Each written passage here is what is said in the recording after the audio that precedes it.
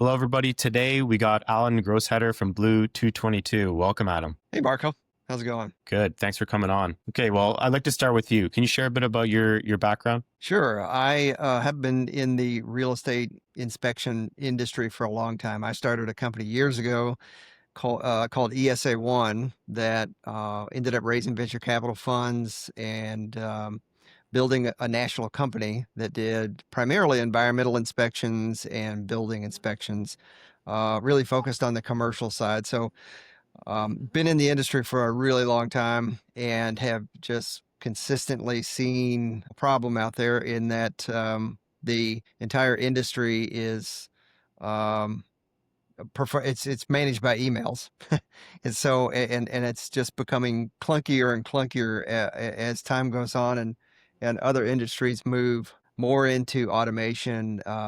So that's kind of what got us started. And yeah, that's I guess the thing that really kind of triggered it for me was seeing companies like Uber and Airbnb come along, and just thought, hey, well, I click a button on my phone and a car shows up in 5 minutes, or groceries, show up in an hour, and I still have to send out emails and wait 4 days to get bids back for environmental assessments or appraisals or home inspections. Yeah, so we kind of set out to fix that. Right. So was that kind of the moment you realized that, this industry needed a transformation? Well, yeah, I mean, it was probably less of a moment and more of just over time. I wished that we had better tools back in those days to manage environmental inspectors and building inspectors as we were building that company. We were pretty high tech for the time, but what we have built now would have been just an amazing game changer for the company that I built before. And that's what we started with, is trying to figure out a way to build something that we would love to have used back in those days. Right. Yeah. So you've kind of chosen to build more of a marketplace, right? Can you walk me through that strategic decision? Yeah. It's interesting because the way our software works, it works either as a SaaS or a marketplace. So I think VCs would generally call it a SaaS platform with a marketplace. So the reason we decided to build a marketplace is that's what we really would love to have had back when we were building our previous company. Often we were doing environmental assessments all over the country. We were doing it for SBA lenders, large banks, restaurant companies that had locations all over the country, and they just needed somebody to do the work wherever it may be, and maybe provide uniform pricing, whatever. And so generally we were doing it all by email, but that's the way the whole industry still does it. They will, there are companies that do 25,000 inspections a month today, and they do it by sending out an email with 100, 200 property addresses on it. And they'll send that email out to 900 environmental inspectors and just say, bid on these. So, we decided that, hey, it would be nice if most of that is automated, and then also there are more inspectors available out there. So, I mentioned companies that will send out an email to 900 environmental inspectors. Well, imagine if you had access to 10,000 inspectors all over the country rather than just emailing your short list. And so a marketplace makes a lot of sense. Plus, people's information changes, they move, they add capabilities, and with a marketplace, it's much more dynamic. So that's what really got us started, and that's where we are right now. It's a marketplace that makes life easier for any firm, one person shops, all the way to larger firms that just need to get inspection work done anywhere around the country. And it works anywhere on the planet. Eventually we will be expanding to other countries. Okay. And well, yeah, I mean, you guys are serving, right, both sides of the market. Mm-hmm. What's kind of the approach to balancing value in that sense? It's I would say right now the biggest value is for the client side, because we have a lot of vendors on the system, and the clients the engineering clients, that's kind of where the most value is right now. Engineering firms that are doing a lot of environmental inspections, building inspections, that sort of thing, they get the most value out of our system right now because they can import their vendors. If somebody contacted me this afternoon, we could have them upload their vendors and they'd be up and running in 20 minutes.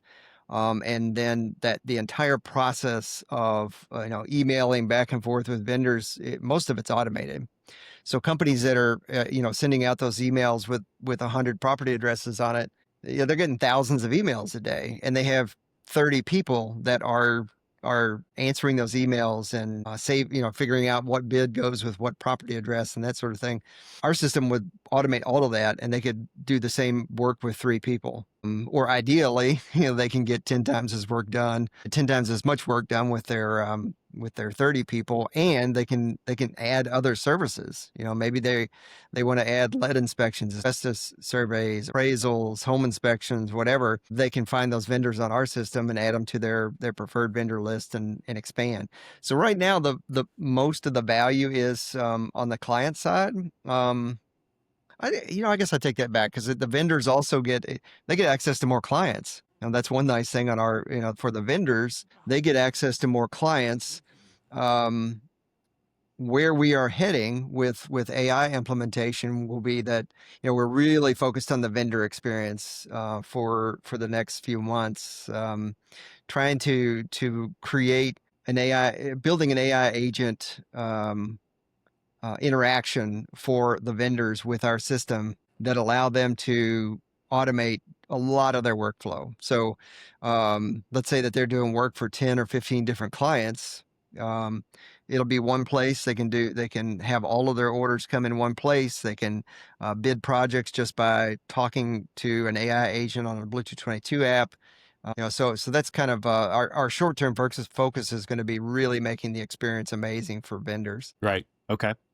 So in terms of your role, like what does your typical day look like? Are you focused more on these AI agents, on scaling internationally? What's your day look like? Well, me personally, so I brought on a guy named Eric Craig as CEO. I was the founder of the company. I brought in a guy named Chris Moon, who actually helped me build my previous company, and Chris and Eric and I kind of run the day-to-day for the company. My focus is mostly on raising capital. So and product. So I do stay very involved in the product roadmap and in pushing us toward AI, really in building all the AI enhancements for the system. But I really focus more on raising capital. And so we're raising capital with it's a Reg D 506C. It allows us to be as public as we want. So, I can say here on the podcast, hey, if you want to invest in Bluetooth 22, you can contact me. And we just brought on a lead investor that has taken most of the current round. And there's a little bit left if anybody wants to jump in the current valuation. But so most of my day is spent, I do produce the content. We were using a marketing firm for a while and spent a lot of money, and I realized that I was spending more time sort of correcting or helping them develop the content and make sure that it was all correct than if I just did it myself. And, we're not trying to produce world-class level content. We're just trying to produce content that's helpful. I think the entire world, I mean, it's no question, the entire world is going to be moving toward agentic AI. And so I put out a lot of content about where the real estate world is going. It's going to be, there's going to be a significant less number of realtors out there, and the really good realtors are going to be using they're really going to have it figured out on how to use agentic AI to do the busy work that nobody really wants to do anyway. And they're going to optimize the amount of time they are able to spend doing things that really need a human touch.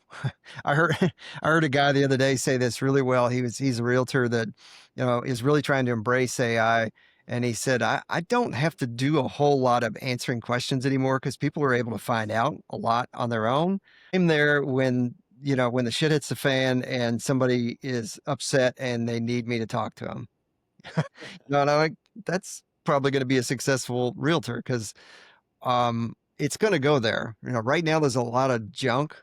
My girlfriend and I just she had an experience where she wanted to look at a property and the AI was such a pain in the ass that she just said, forget it,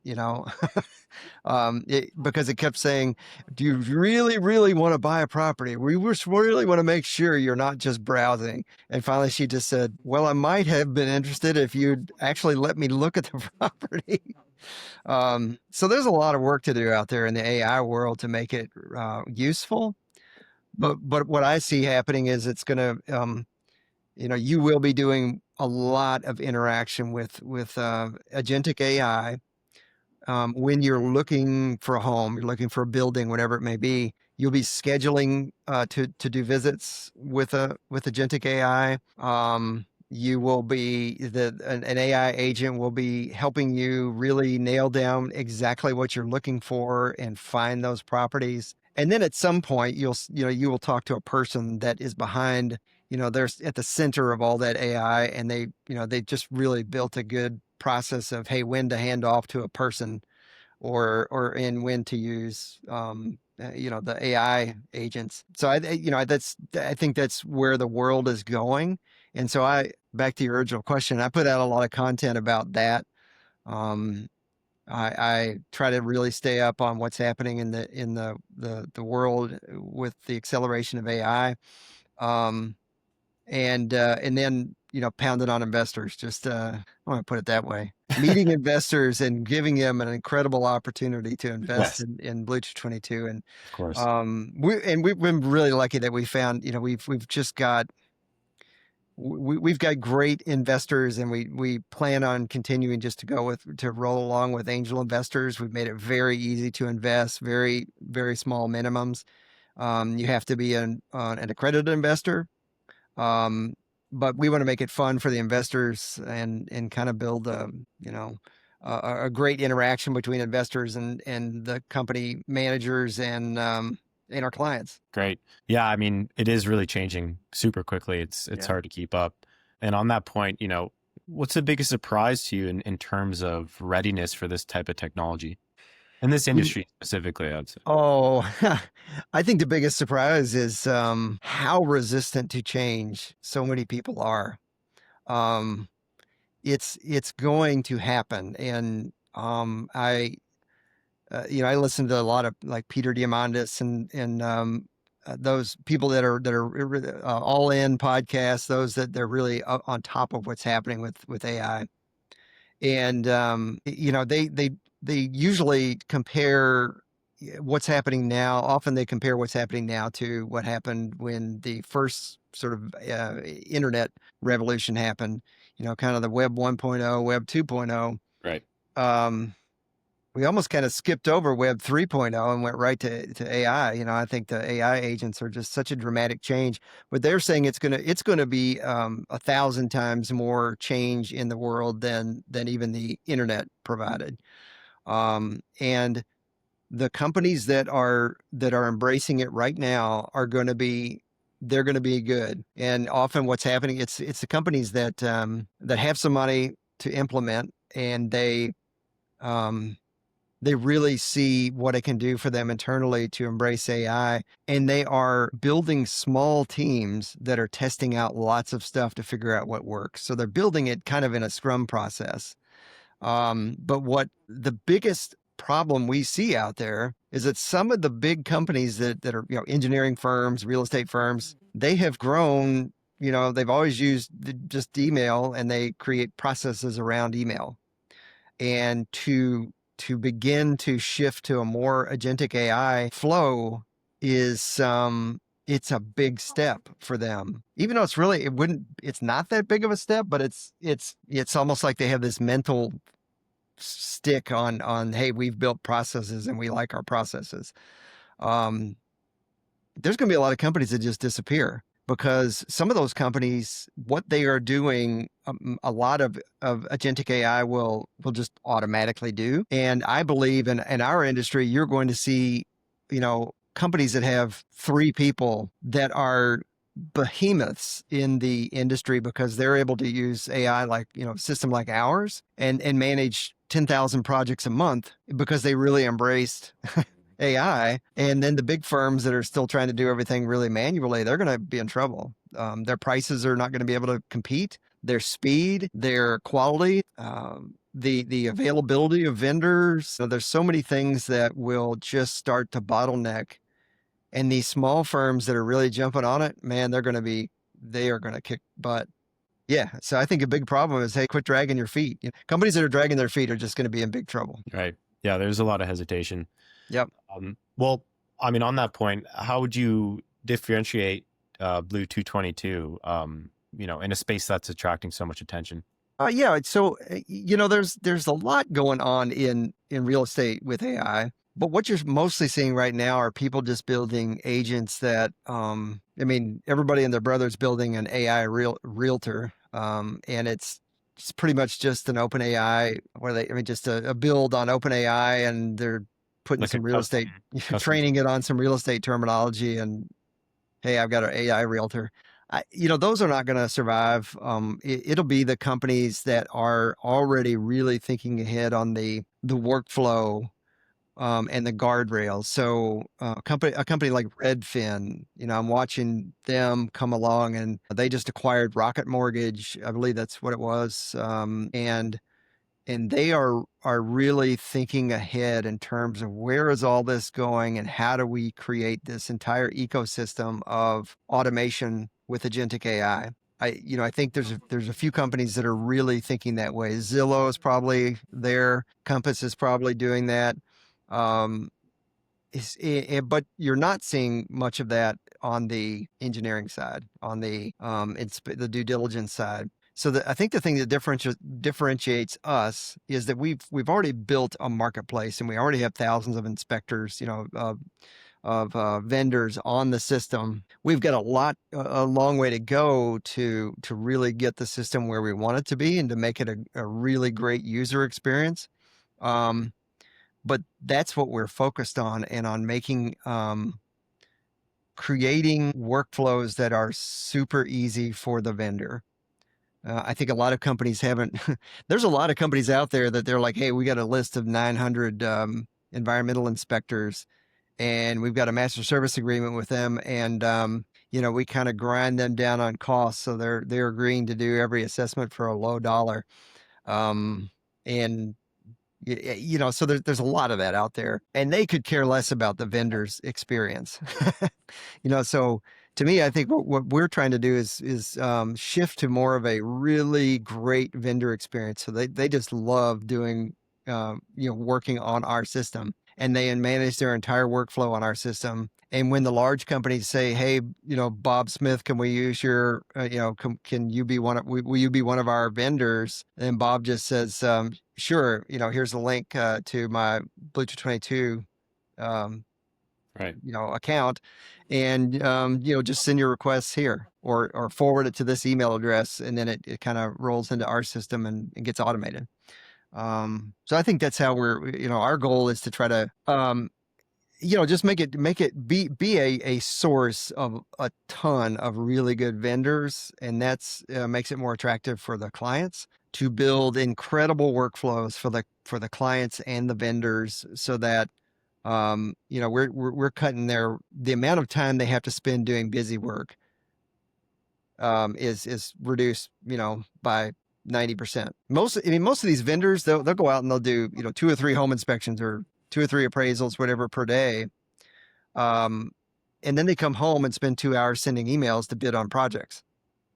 So what I want to see is that same person come home and their calendar's full, because our system did it automatically for them. So that's where we're going. Great. Nice.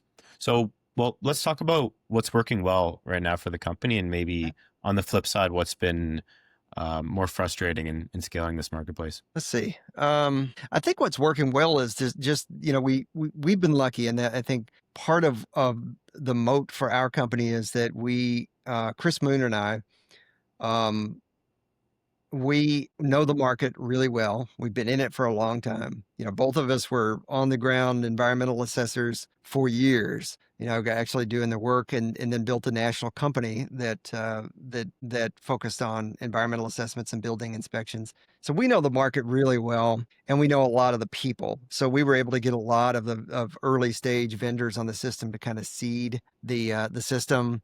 If you look at something like Uber, they had to go out and pay drivers to sit and do nothing, when they would go into a city, so that they had this supply and then go after the clients that would use the system to hire those drivers.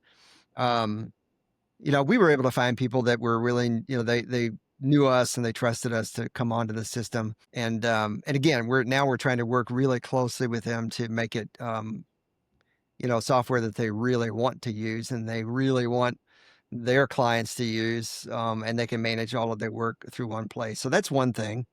The ability to attract great people. I mentioned, Chris Moon, incredible knowledge of the industry. Eric Craig, again, I met him through some Purdue stuff. I'm a Purdue grad, and Eric is also, and we met through some Purdue entrepreneurial meeting, our Purdue entrepreneurial reunion. And Eric he's got an incredible marketplace background. He was the first employee of Orbit's hotel division and built that to over $3 billion a year in sales. He also has experience with Groupon and TrueCar. He's a marketplace genius that really knows how to build supply demand marketplaces. A lot of people don't realize that Orbit's is not just a travel site. It's an engine that, Hilton's back end for booking is Orbit's. Amex travel, their back end for booking travel is Orbit's. And we sort of see ourselves as that way of building this back end that, Remax and CBRE and Compass and Zillow, any of these companies will be able to plug into and just completely automate their appraisals, home inspections, and environmental inspections, building inspections. What we would like to do is have the APIs they can plug into, and now you're buying a home, and you sign a contract to purchase the home, and all of your due diligence is scheduled 5 minutes later. It's just you sign on the contract on somebody's iPad, and you made an offer to purchase this home, and now you have to get your home inspection, your appraisal. It just gets scheduled automatically. Nobody's handing you a piece of paper with 5 home inspectors, 5 appraisers, and pest inspectors, and all that, and you start calling them. That's where we see ourselves going long term, is everywhere from that individual, one person, one realtor that automates their inspections, all the way to these 25,000 a month companies, banks that are doing thousands and thousands of inspections per month. Just kind of being the go-to for all of those. Now, we've also, partnerships have been incredible. We just signed our lead investor, a company called MKS Global, that's has a lot of experience in building global companies in many different areas, including IT and AI stuff. So they're going to help us really accelerate all of our AI implementation. And then we have partnerships with one of our board members, for example, runs a company his software is in the hands of over 500,000 realtors. So we will be able to tap into that. And, when we're ready to just make it show up for realtors, it should be fairly easy for us to just go, you're a realtor, and all of a sudden you get a button on your phone that says, hey, do you want to completely automate your inspections? So who wouldn't? So yeah, I think those are the things that are going really well, or just great team, great rapport. We all have fun. We're doing our best to avoid any investors that come in and try to really turn the screws and make things horrible. I've had that experience. My previous company raised venture capital, and it went from being an incredibly fun company to run to pretty much the worst job I've ever had in my life. And so we're really not that we're really we're sticking to angel investors and just making it easy for individuals to invest in our company. Right. Well, okay. Well, let's do this. If you could solve one major problem, one challenge in your business today, whether it's lead generation, vendor onboarding, client acquisition, maybe partnership development, what would it be and why? You know what I would think? I think the thing that would help us the most would be to be able to move faster on our development with more interaction with clients. People are so busy that it's hard for them to give much feedback. Um, and so there's a real dance of trying to guess what they want and build it and see what happens. And that it would be nice if we're trying to just find more ways to get that feedback instantaneously. So I think that's probably our biggest bottleneck right now is just really iterating faster and faster and getting a lot more feedback. Right. Well, what do you see, continued AI development playing in the company's future? Yeah, so the things that the direction we're going on AI, one is we're building this right now. It's more of an AI machine learning way of matching clients and vendors. So right now our system is fairly algorithmic. I mean, just think about you're booking a room on Airbnb. You put in an address, you put in the type of property you're looking for, and it pulls up available properties. That's kind of the way it works right now. So you can import your own vendors, you can find vendors on the system, but it sort of works like that. You put in the property address, you put in the type of service you're looking for, and it pulls up the available vendors, and then you tell the system to go to work, getting bids from those vendors and, getting projects assigned. There's a lot of headache when it comes to onboarding vendors. So especially with bigger companies, the bigger companies are very anal about making sure that those vendors pass their tests, that pass their screening, which is that's fine. I mean, that's that they should be making sure that their quality is high. So we're building AI that will do that for them. If they say here's all our criteria, we need to screen 1,000 vendors for meeting that criteria, then our system will do that, and it'll do that through agentic AI. Then there will be more information in our system about the vendors. Right now, gosh, I don't know how many data points we collect on vendors, but let's say that we 100x the amount of data points that we keep on vendors, so that when you're trying to schedule environmental inspections for 50, a portfolio of 50 properties, our system will go out and just immediately find the vendors that are available, the vendors that have capabilities for the specific type of properties that are you're assessing. And same thing for a home inspection. It might be, our system would really find the right vendors that can get there fast, that can get it done, that are really capable of doing that kind of work, and just instantaneously, get a proposal from them. And then, so that AI will be a big part of that. And then on the vendor side, everything will be agentic AI. So you'll be able to go into your account and manipulate your profile and see a dashboard with all of your projects and everything on it.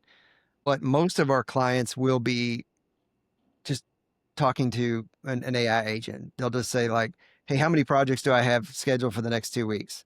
And the system will say that, and it'll say, how many are out of town? Say, give them that information. How many projects did I do last month in this county? So and then it'll just say, all right, don't even bother me. Just bid every project between $500 and $600, unless the property is larger than this or whatever. And so that's where we're going on the vendor side, so that if you are a vendor doing home inspections, doing environmental assessments, doing building inspections, you sort of have an assistant that's going to bid and schedule all your projects. Right. Okay. Well, give us one piece of advice for navigating this new industry with AI? How should people be looking at AI, using it in their everyday? Maybe what are you doing? Well, personally, I'm using for sure using like ChatGPT and for ideas or content. I use it for like workout advice. Like I go in and say, well, compare this to this and pull some information and give me citations that say, has there been studies on this of which way works better than um, but I use it to stay on top of what changes are coming in AI, to learn more about what it works. I mean, I'm not a programmer, but I'm very knowledgeable of how everything works, and have been essentially a product manager for a long time, and so I try to learn more about what's available, how it all fits together, which databases are going to be the go-to for agentic AI, making sure our software is moving in the right direction. And but I think you asked how do I think people should go about implementing, and it's testing. You got to I don't know if you're a product guy, but people that are product they're sort of used to that Scrum mentality. Yeah.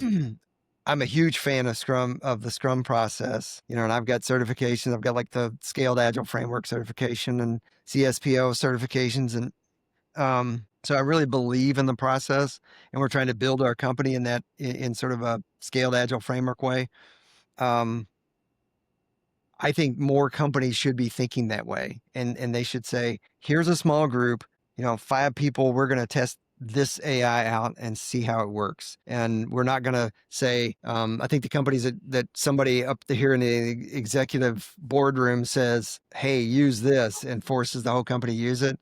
That's not going to work. It's got to be, these guys are testing out something here. These guys are testing out something here. These are testing out something here. And, we're going to figure out which one works. And when we find the one that works, we're going to roll it out across the company, and we're going to make it work great. And then we're going to find something else, because there's going to be a million different things you can apply. There's going to be a million different things that suck. I mean, there's a lot out there right now that's horrible. You can try it. But you just got to figure out what works.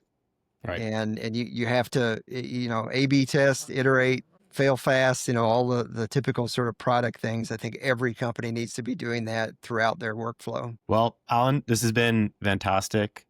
Before we wrap up, where's the best place for our listeners to find you and more about the company? Yeah, if you go, just go to blue222.com. That's our main website. You can look me up on LinkedIn. I'm all over LinkedIn, just constantly putting stuff out there. Easy to get a hold of. And again, if you're interested in investing, you can reach out to me. We've got blue222.com/invest. There's information there if you want to check it out. If you want to use the software, just go to Blue222. You can book a meeting with us, and we can schedule time to show you how to use everything. We can make a dramatic difference to if you're doing a lot of environmental assessments, building inspections, whatever, we can make a dramatic difference to the amount of time that you have to spend bidding and scheduling projects. So yeah, main way to connect is the website or LinkedIn. Awesome. Thank you, Alan. Thanks, Marco.